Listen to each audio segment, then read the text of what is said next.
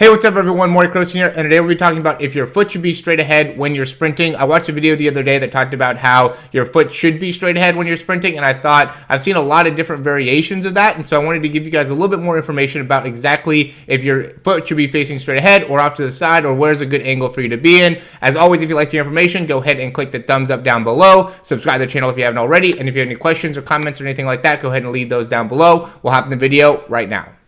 All right, so this is going to be from the World Championships last year, or in 2019, and we have a few different guys here, obviously, that are top sprinters. We have Gatlin, we got Coleman, Simbini, DeGrasse, and Hughes. And, you know, what I just wanted to see is, you know, in terms of the most up-to-date information out there, obviously Gatlin and Coleman both beat Usain Bolt the last time they raced each other, and just to see, you know, this was just from a couple years ago, very good quality video. That's why I like to do more of the up-to-date stuff, and just to see how all of them land. So first, let's start off with Coleman, just because he is obviously the guy that won this race. And you can see when he's landing with that left leg, he ends up being faced off to the side a good amount there. And really, this is a performance enhancement type of a thing here. So, you know, I don't know if the video that I was watching was talking about more on the injury prevention side, and if that's really the main key behind why keeping the foot straight ahead. But even if that's the case, I still don't believe that keeping the foot straight ahead is 100% the greatest way to actually have the alignment of the foot and making sure that you're going to stay injury free. So you know, just when I look to see how his feet are landing, obviously you can see he's a little bit more turned off to the side. And the reason I say that is just because of the position of the pelvis. Not everybody's going to have the same position of the pelvis. So you can even tell when Christian Coleman walks, he has a little bit more of a turnout in his body naturally, and it seems like his pelvis is kind of turned out as well. And so for him, it's a little bit more natural to land with his feet turned out. And obviously, he has a great overall performance, been doing it while doing it, and you know, hasn't suffered very many injuries, at least not that I know of, that have been at least detrimental to his overall career. So that's going to be Coleman and where he's landing. Now we'll look at Gatlin. Again, you can see he's landed and he's pretty turned out here when he's landing. What's interesting about his landing is you can see he has very much on the inside part of the foot there, something that I typically do not teach. I definitely teach to land more kind of right in the middle of the foot, something more like how Coleman's landing and a lot of these other guys are landing, more on the middle part there. But you can see Gatlin is definitely landing on the inside, has a lot of strength in there, and also has to go probably through a good amount of recovery after running a good amount in order to make it so his feet are able to stay very, very healthy. I'm sure that takes a bit of a toll, especially on his right foot there, because you can see that's really more what he does on the right foot, lands like that. Left foot, he doesn't seem to be landing in that same position, a little bit more on the outside part of the foot, and that's something that I talked about in my first book, that you want to be landing a little bit more on the outside part of the foot. After doing more and more research into it, you don't have to land on the inside part of your foot. Obviously, you can land in a wide variety of different places. I actually recommend to be a little bit more underneath that ball of your foot and right in the middle, and not too much on the outside. But go ahead and go to the next one. So he's a little bit unique in how he lands, right? First one was really far on the inside. Second one was really far on the outside part of his feet for Justin Gatlin. And we'll go Simbini. So that landing position, I'd say, is definitely a great landing position there on the right side. You know, he might be a little bit forward, but overall not in a bad position at all. I think that's a very, very healthy landing position.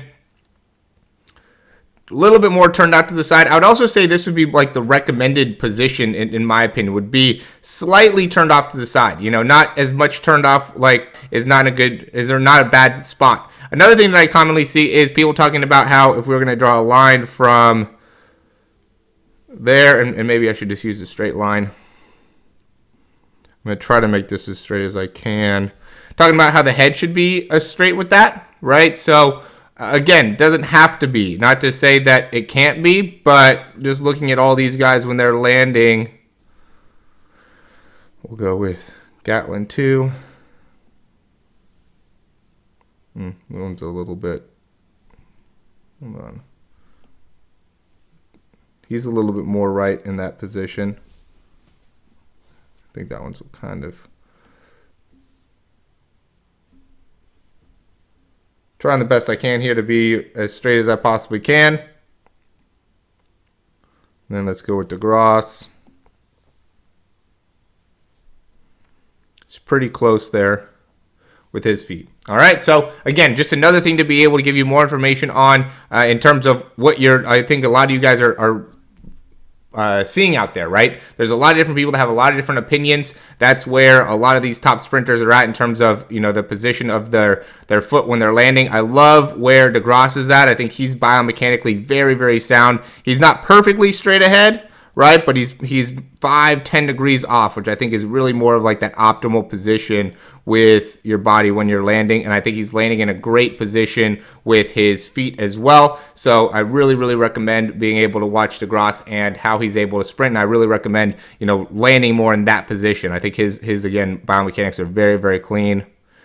And then we've got Hughes here. You can see Hughes is landing a lot more on the outside part of the foot, right? Very turned out to the side. He's probably at like a 20-degree angle off to the side there. Again, all these guys are at a very, very high level. Here, he's kind of turned out there, but then almost seems like to be landing a little bit more on right in the middle, but he's also kind of pronating into that position. So there's a lot of information that you could take from, watching these guys and really studying how some of the best are doing it. I think the important thing to take away from here is that there's not one way to be able to sprint in order to perform at the highest level as well as to prevent injury, right? Because Coleman is able to sprint at a very high level, and, he's had a couple of injuries, but all these guys have definitely had some degree of, injury difficulty. So it's not always based off the biomechanics. There's a lot of things that come into play when it comes to that, and there's a unique sprinting style that's going to be unique to you in order to set you up for success. And I think that's an important thing to be able to recognize. So just because there's people online that are talking about running with your feet straight or running with your head over your foot or all these different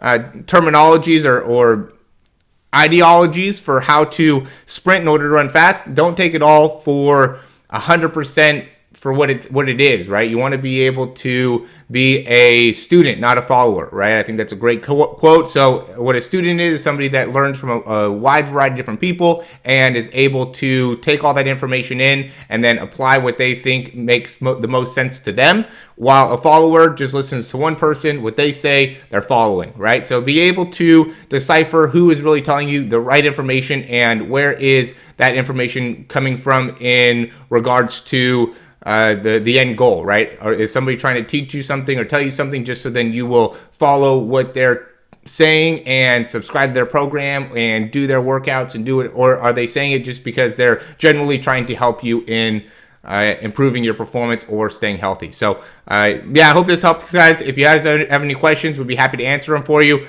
We have a lot of different content down below. We have a free ebook. We have a few different things for helping you improve your actual speed. We have a speed program. We have speed breakdown. So check all that type of stuff out. Would really like to be able to help as many people as we can in improving their actual performance. So as always, guys, thanks for watching, and we'll talk to you soon.